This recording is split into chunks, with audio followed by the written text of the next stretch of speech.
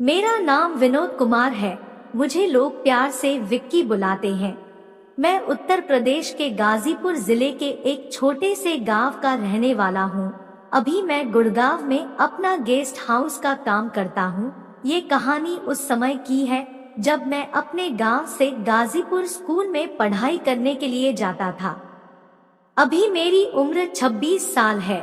ये कहानी आज से लगभग 7 से 8 साल पहले की है। मैं गाजीपुर के एक बहुत ही प्रतिष्ठित स्कूल में पढ़ाई कर रहा था। उधर जाने के लिए मैं रोज सुबह करीब 6:30 बजे अपने गांव से बस पकड़कर पगाजीपुर निकल जाता था।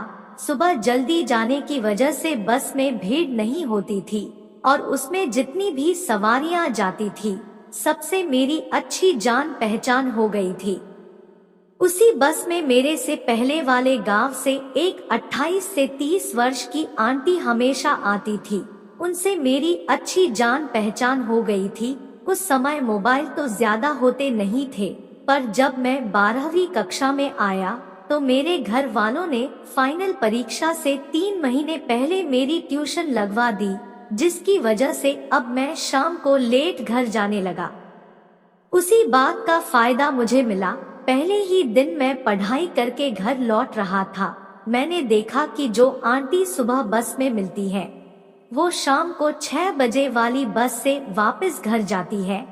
चूंकि मेरी उनसे जान पहचान अच्छी थी तो मैं बस में उनके साथ ही बैठ गया और वो भी मुझे देखकर खुश हो गई।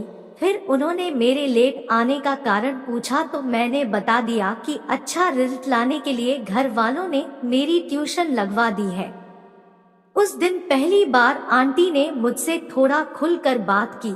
उस दिन ज्यादातर बातें मेरी पढ़ाई और फ्यूचर को लेकर ही हो रही थी। अब चूंकि आंटी को मालूम चल गया था कि मेरी वापसी का समय शाम का हो गया है, तो आंटी मेरी सीट बुक करके रखती थी।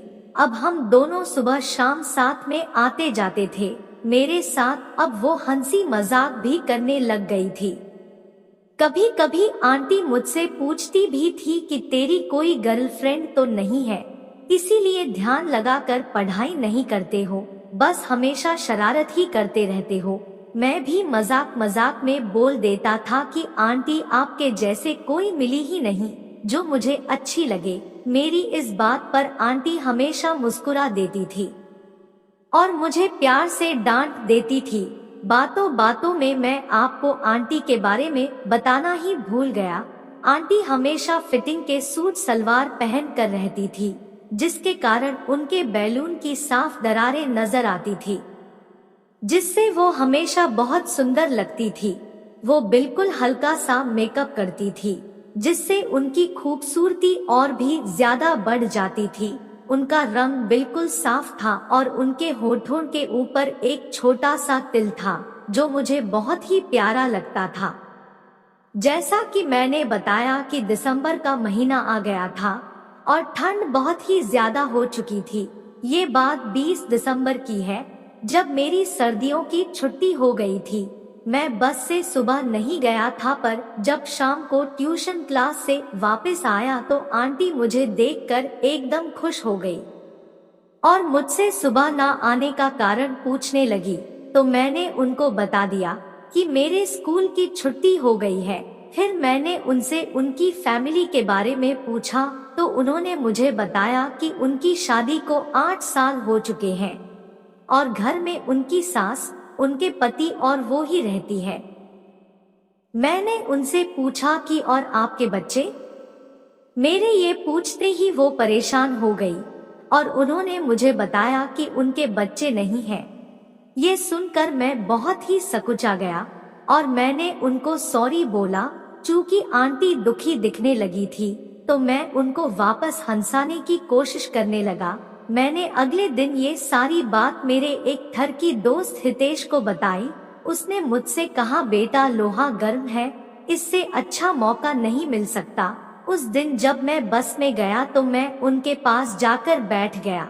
आप सब लोगों को तो पता होगा कि सर्दियों में 6 बजे के बाद अंधेरा होना शुरू हो जाता है।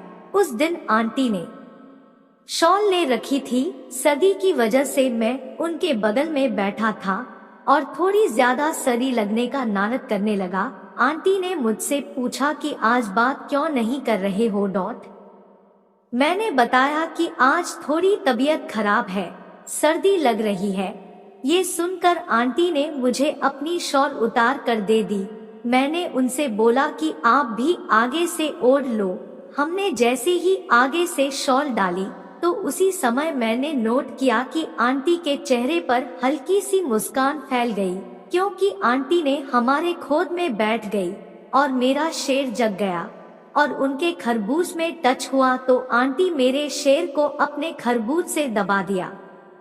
मेरा तो मन कर रहा था कि आंटी के गुफा में अभी अपना शेर को घुसा दूं, लेकिन बस में बहुत लोग थे, अब समय इंतजार था। ऐसे ही हमारे दिन मजे में कट रहे थे।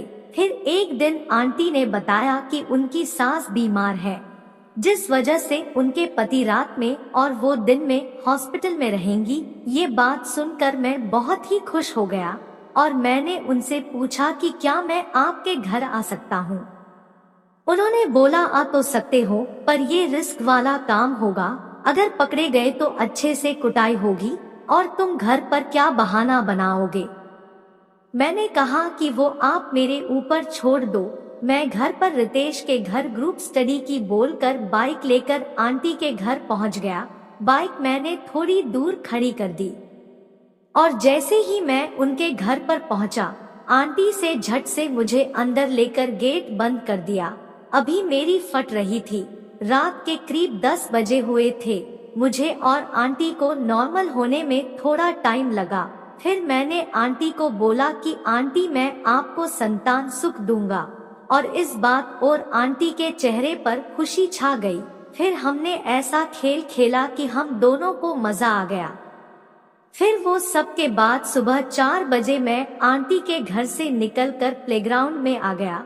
वहां से सुबह 5 बजे घर आकर सो गया।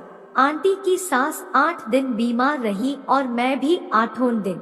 साथ होने के कारण आंटी के घर में एक कली खिलने का सुखद समाचार मिला, जो कि खुद आंटी ने मुझे बताया था। और आंटी ने मुझे बहुत ढेर सारा प्यार दिया और बोला कि तुमने मेरा घर बचा लिया और मुझे इतनी बड़ी खुशी भी दे दी है। इस प्रकार आंटी का घर खुशहाल हो गया और मेरे भी सपने पूरे हो गए। दोस्तों, हमारी कहानी कैसी लगी जरूर बताएं और हमारे चैनल को सब्सक्राइब करें। धन्यवाद।